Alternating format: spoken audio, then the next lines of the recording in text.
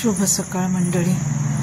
तर आज आहे 5 ऑक्टोबर आणि हा आहे माझ्या आईचा फोटो. तर बरोबर 7 वर्षापूर्वी 5 ऑक्टोबरला आमची आई आम्हाला सोडून गेली आणि याच ठिकाणी आम्ही तिच्या अस्थींचं विसर्जन केलं होतं. तर आज 5 ऑक्टोबर असल्यामुळं आम्ही आमचं भाऊ, बहीण, वहिनी आणि आम्ही सर्वजण कऱ्हा नदीच्या किनारी त्या कुंडावर आलो आहोत जिथे अस्थीचं विसर्जन केलं होतं. तर त्यानिमित्ताने आईचं आठवण जागृत व्हावी आणि थोडंसं मनालाही शांत वाटतं त्या ठिकाणी येऊन भेट दिली की.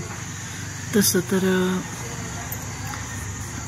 खूपच उदास वाटत होतं आज सकाळपासून. पण इथं नदीच्या किनारी जाऊन जरा वेळ आम्ही शांत बसलो. थोडं तिच्या आवडीचे जे पदार्थ होते ते पाण्यात सोडले, हार फुलं वाहिली आणि थोडा वेळ शांत बसलो नदी किनारी. तर हे आहे वटेश्वरच्या मंदिराजवळचं कऱ्हा कुंड आहे. तर आईचं हे आमच्या आवडतं ठिकाण होतं, सासवड तीर्थस्थान. त्यामुळं आम्ही तिच्या अस्थीचं विसर्जन इथेच केलं होतं 7 वर्षापूर्वी. तर आता आम्ही सगळे आलेलो आहोत तिथे दर्शनासाठी. तर आईला केळी खूप आवडायची, बुंदीचे लाडू. तर असे आम्ही ते थोडं मासे वगैरे असतात ते खातील त्या निमित्ताने.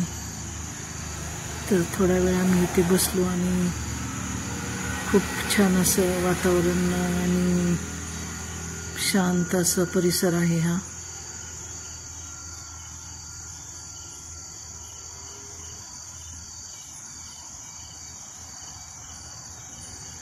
आणि नदीला पाणी भरपूर असल्यामुळे करामाई छान खळाळून वाहत आहे.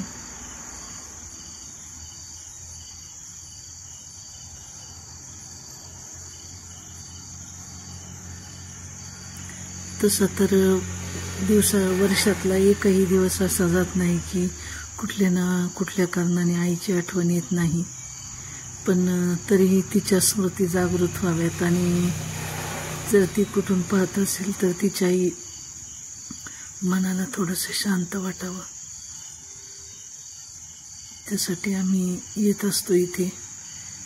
ज्यावेळेस वर्षश्राद्ध असतं, वर्ष पूर्ण होतं, त्यावेळेस या ठिकाणी येऊन दर्शन घेतो. तर एकदा गेलेली व्यक्ती काही परत येत नाही, पण आपल्या मनाची समजूत काढण्यासाठी आपण हे सगळं करत असतो.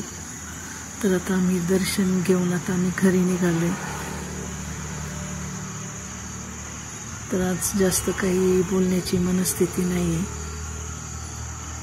हा छोटासाच व्लॉग टाकलेला आहे आज.